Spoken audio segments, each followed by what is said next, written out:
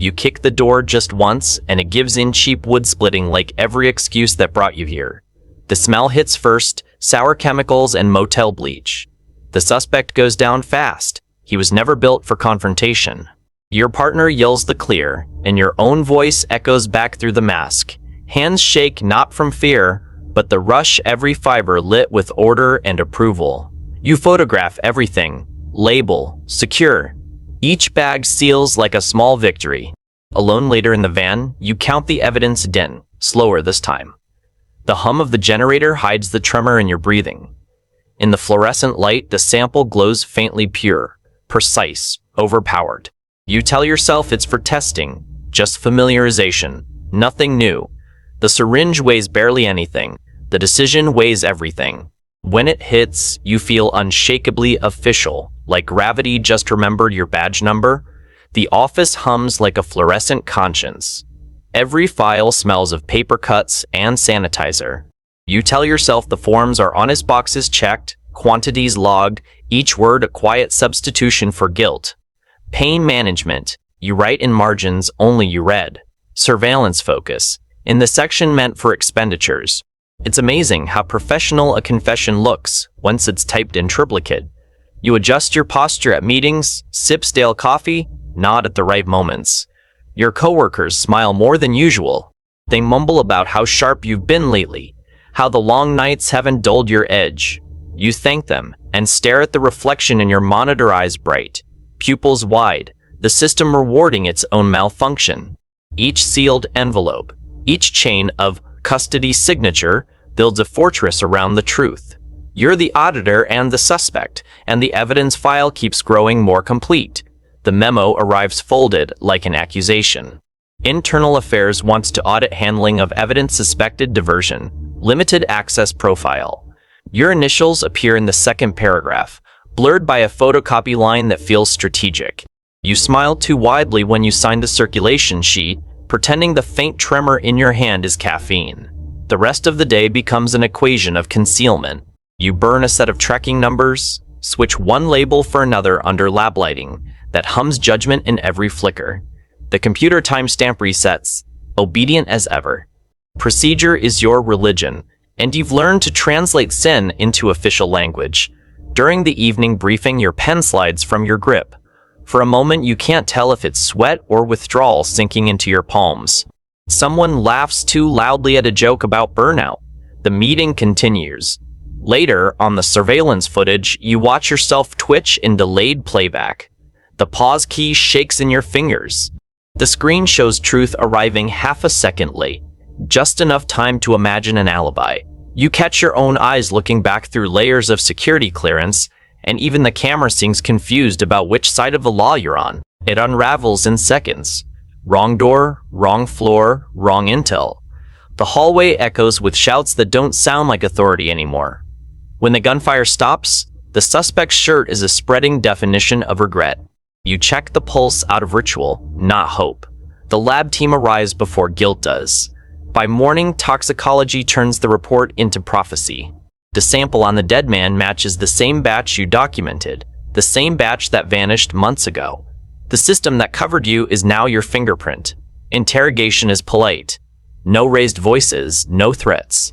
Just a room made of still air and a supervisor who says the word hero like punctuation. File it clean, he adds, sliding the folder sideways. Urine test pending. 2 words balanced on the edge of a cliff. That night, you burn every duplicate, every note scribbled in sleepless shorthand. Blue flame dances inside the wastebasket, devouring your handwriting letter by letter. You promise yourself, this is the last time, the real last time, as you crush the final crystal lines on the counter. It hits fast, familiar, electric, the warmth of recognition disguised as guilt. The bathroom mirror wobbles with condensation and sweat, reflecting a law shaped exactly like its own crime.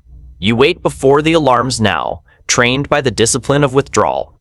It's always 5 a.m., the air thin and blue, the world not yet awake enough to judge.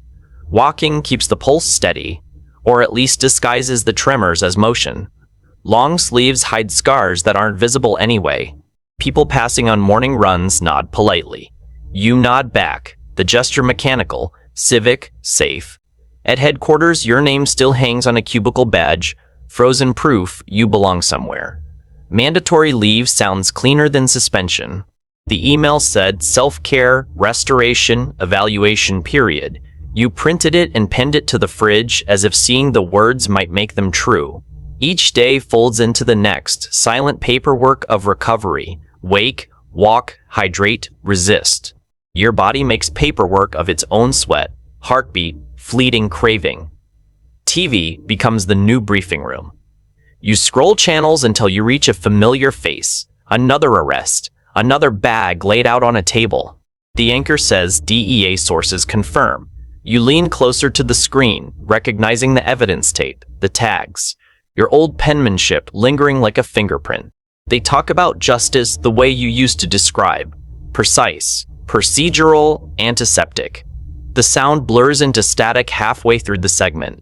Sometimes you visit the safe house used for informants. It's supposed to be empty now. You check the locks, the cupboards, press the light switch off and on, listening to the faint click. There's something comforting in systems that still obey. You pocket the key afterward, not sure why.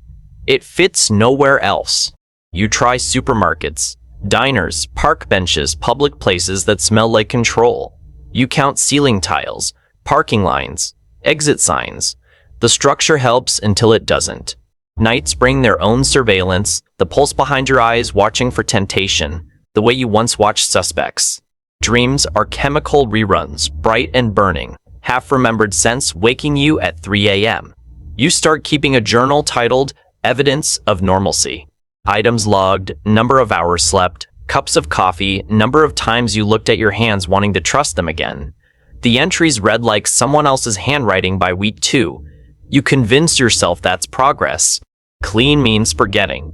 You repeat, though you never decide what you're supposed to forget, the usage or the confession. At group therapy, you never speak. You stare at the poster that says recovery begins with honesty and can't recall where you last saw that word in a report. The others talk about triggers. You think about dosage. Their voices turn into background hum. Safe noise a substitute for the adrenaline you miss. One afternoon, you visit internal affairs to check in. The waiting room smells of machine toner. You hand over empty forms, signatures neat, flawless. The officer thanks you, eyes flicking quickly to a file you'll never read. Walking out feels like finishing a raid without evidence technically successful. Spiritually pointless. Back home, the sky is ironed flat and pale. You make tea, not coffee, pretending the warmth is enough. You've been counting days, but the number doesn't matter. The waiting itself is beginning to feel good. Stillness sticks to you like a film. It's the calm before relapse, yet feels like part of the cure. The quiet expands until it hums, the same pitch as fluorescent lights in an empty interrogation room. You let it fill your ears until it almost sounds like forgiveness. The air in the evidence locker hums at a perfect frequency, neon buzzing like an artificial heartbeat. Plastic bags hang from hooks, each tagged, each numbered, ghosts of every raid you ever filed. You sit on the metal stool, pen in hand, logging items that already exist inside you as memory and residue. One last column remains empty. At the bottom of the tray lies a vial without a label. Maybe it's an oversight.